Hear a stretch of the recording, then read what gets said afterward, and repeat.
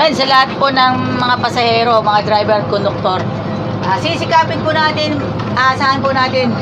Yan, ano man ang kulay, ano man ang bawat sandali sa atin lahat. Eto na, ang pagkakataon po natin dito. Okay.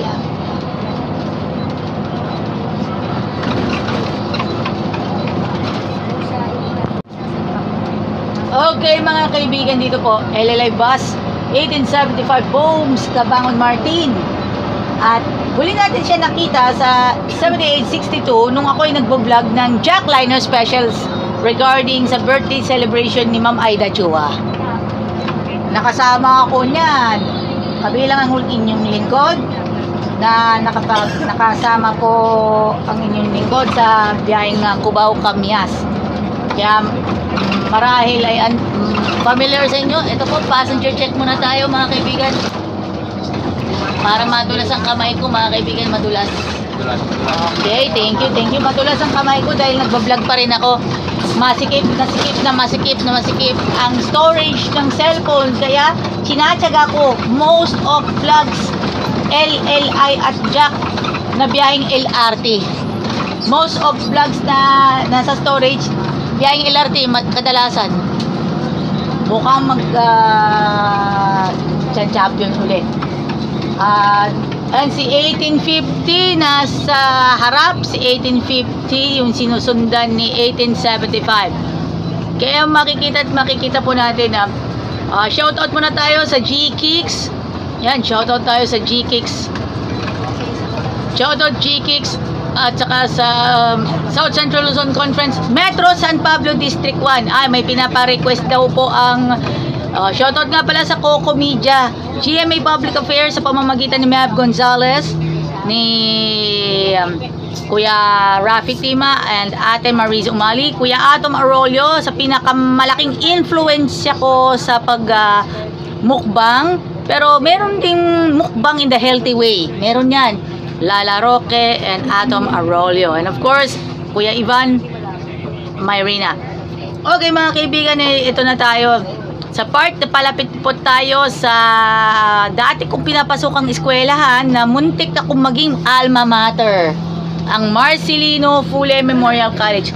Sa lahat po ng mga gustong mag-enroll sa Marcelino Fule Memorial College and to all Adventist youths na hindi nila carry pumunta ng Lipa Adventist Academy, sa mga nasa area po ng Candelaria, nasa area po ng Chaong, Lalig, and of course part of San Pablo City, maging sa Makiling, Calamba, and of course Turbina, and of course Santo Tomas, Batangas. Enroll na po kayo dito po sa Marcelino Fule Memorial College. Don't forget mga kaibigan. Shout out muna tayo sa lahat po ng mga kasama po natin sa hanap buhay. Shout out sa kasama natin sa hanap buhay. Ayan, kasama natin pang vlog natin.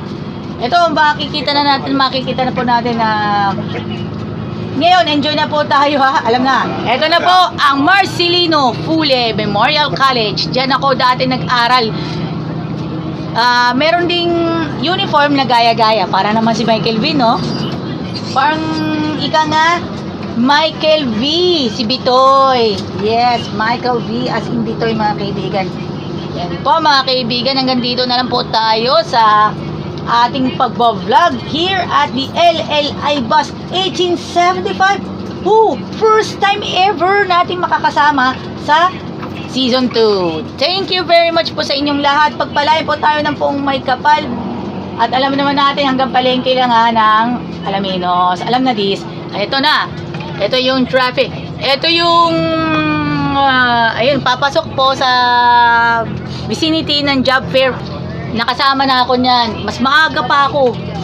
At shoutout nga pala sa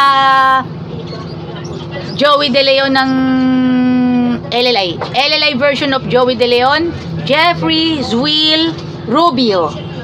Ang Joey De Leon ng LLI. Ang Joey De Leon, syempre, ang ibig sabihin, Joey De Leon is mapilyo talaga. Pilyo na maging komedyante, pero okay lang. Alam na di. So, bigyan na muna natin ng background si 1875 bago...